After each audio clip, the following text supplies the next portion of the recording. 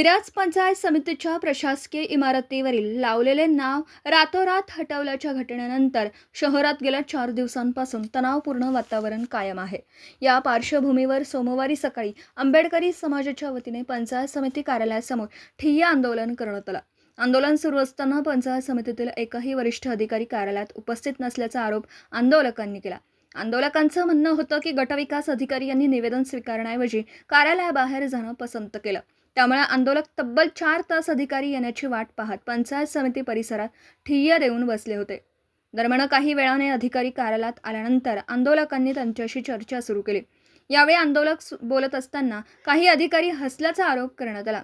त्यामुळे संतप्त झालेल्या काही आंदोलकांनी चप्पल भिरकावली। त्यानंतर काही आंदोलकांनी पंचायत समितीच्या प्रवेशद्वारावरून उड्या मारत कार्यालय परिसरात प्रवेश केला। परिस्थिती काही काळ तणावपूर्ण बनली, मात्र घटनास्थळी तैनात पोलिसांनी तात्काळ हस्तक्षेप करून आंदोलकांना शांत केले।